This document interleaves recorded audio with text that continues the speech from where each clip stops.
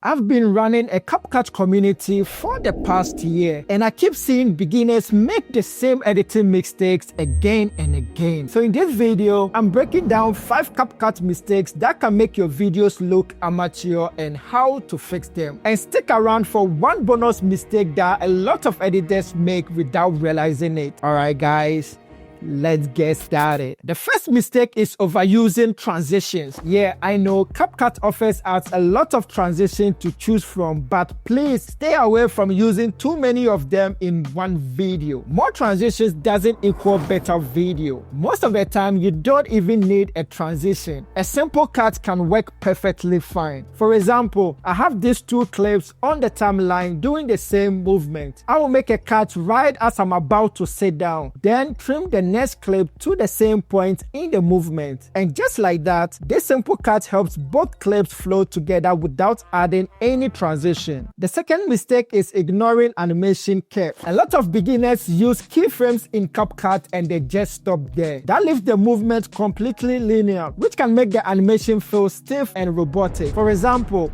I have this icon moving from one side of the screen to the other. With normal linear keyframes, the movement works, but it feels very basic. Now, if I right-click on one of the keyframe points and apply an animation preset, you can immediately see the difference. The movement starts and stops more naturally. And to make it even smoother, I will create a compound clip, turn on the motion blur and dial it down a little. That extra bit of motion blur also helps the movement feel even smoother and more polished. The third mistake is ignoring sound design and music. Look, you can have good visuals, smooth animations, and clean transitions, but if the sound doesn't match, the video can still feel incomplete. For example, let's take this simple edit. Right now, without any music or sound effects, it feels a little empty. Now let me add a bad music choice.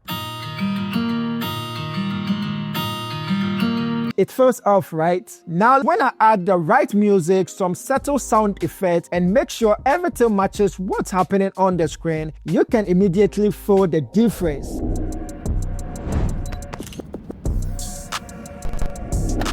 And for finding the right music and sound effect for my edit, I normally use Epidemic Sound. Epidemic Sound gives you access to high quality music and sound effects for your videos. So whether you are editing YouTube videos, client work, or cinematic edit, you can find something that fits the feeling you are going for. Their music is also licensed for publishing. I've personally been using Epidemic Sound since 2018 for my personal work and for my client work. Now let me show you how I use it to find the right music and sound effect for my edits. First, I'll go to Epidemic Sound website. Next, I'm going to use their assistant feature, which has been making it much easier for me to find the music for my projects. I will just describe the type of edit I'm working on, and the assistant will suggest few tracks that match what I'm looking for. And since my edit is only around 20 to 30 seconds, I can use the adapt feature to create a shorter version of the track that fits my edit. Once I'm happy with it, I will download the music, bring it into CapCut, and place it below my edit. And for sound effects, I can also find everything I need directly on Epidemic Sound. If you want to try Epidemic Sound, you can use the link in the description below to get a 30-day free trial plus 50% off your first paying 2 months using the promo code JOY50. The fourth mistake is leaving too much dead space in your edit. A lot of beginners leave long pauses, unnecessary breath, and small gaps between sentences, and that can make the video feel slow. For example, if I play these 2 clips as they are in my portfolio, is you can use it for your social media platform.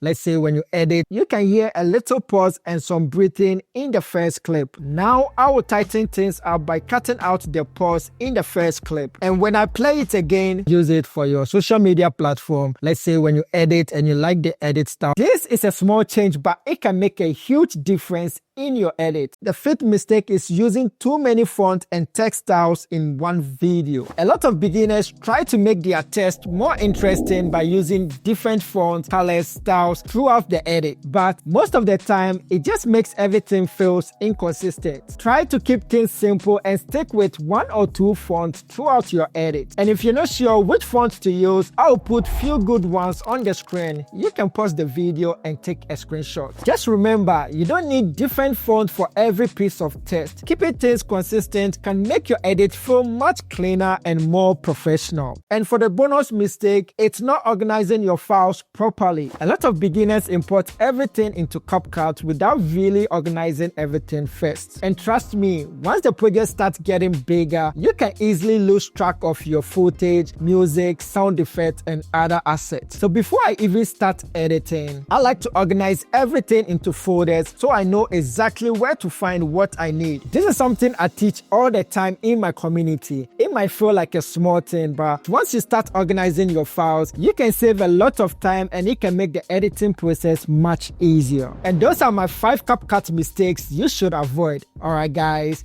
catch you in the next one. Peace.